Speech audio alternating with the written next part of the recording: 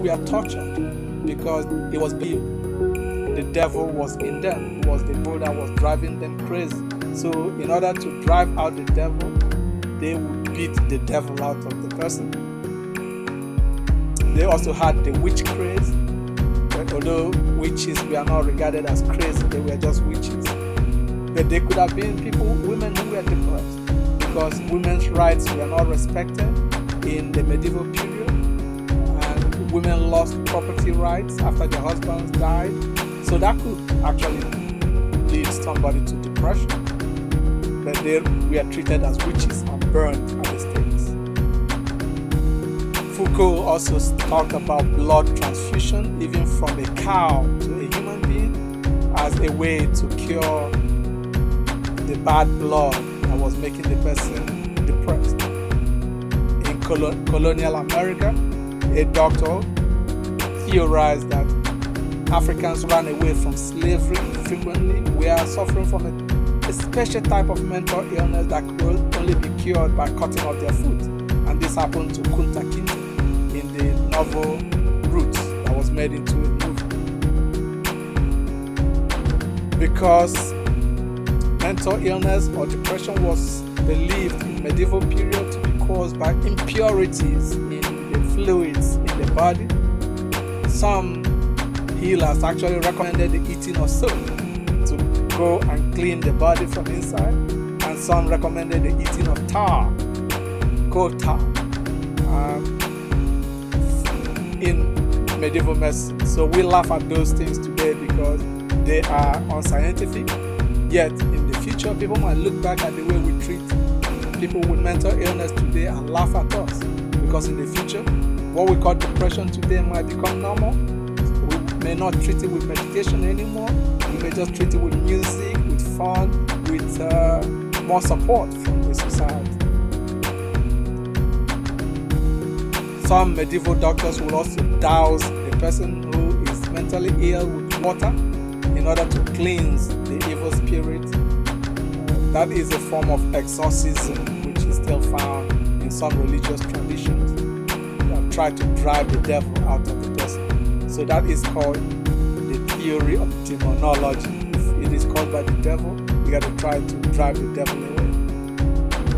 The psychoanalysis initiated by Freud said that by revealing the conflicts in the childhood of the person, you might find the roots of the mental illness and help the person to become normal again by realizing that those dreams of childhood, the dream of killing the father and marrying the mother, which is Oedipal complex, or the dream of killing the mother and marrying the father, which is Electra complex for girls, was unrealistic. And once they decide or realize that they could not pursue those dreams, then they begin to heal.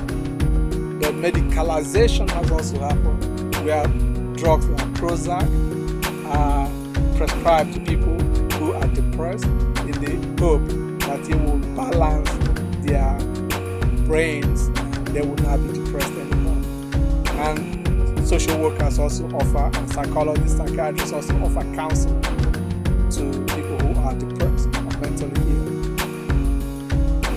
Indigenous knowledge systems in Africa and around the world also identify some herbs that could help to calm the nerves of people who are suffering from mental illness. But overall, the advice given to everybody in society is to avoid being envious.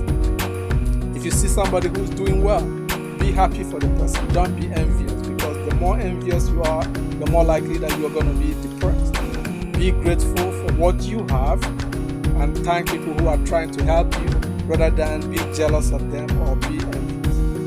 Resist injustice wherever you see it, because if you do not resist injustice, that same injustice might be done to you. But even if it's not done to you, you should see that injustice to some is injustice to all. You should oppose injustice everywhere you find it. Show what the Caribbeans call one love, that is love for all, not just for some. The same love for everybody that you have for yourself. My final advice to people who are going through depression impression is that they should sleep for 8 hours every day, and they should make sure they eat breakfast every day. This is a mistake many students make. They want to study till daybreak, and sometimes they miss breakfast because they had an early class.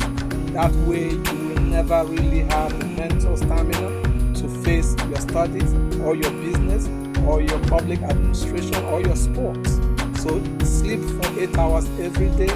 If you cannot sleep, I recommend in my book, Adam, Africana Drug-Free Alternative Medicine, ways that you can get to sleep easily. And breakfast is the most important meal. If you miss breakfast and you watch your mood, you will see that you will be hot-tempered compared to the days that you actually have breakfast. So make a point of having breakfast every day. If you don't have enough money for 3 meals, you must skip a meal, then eat breakfast and skip lunch. You can always drink water and eat a few peanuts, groundnuts for lunch, and you will feel a lot better by the time it is dinner time. So thank you to the young scholar who asked me these questions. I hope some of my answers are useful to you, that the references and books and authors I've mentioned could be helpful to you, more helpful to you if you can find your books online or in the library to read. Thank you, and more happiness to everybody, more love to everybody, less envy, less jealousy, less bad belly, and then we will all be all right. Thank you.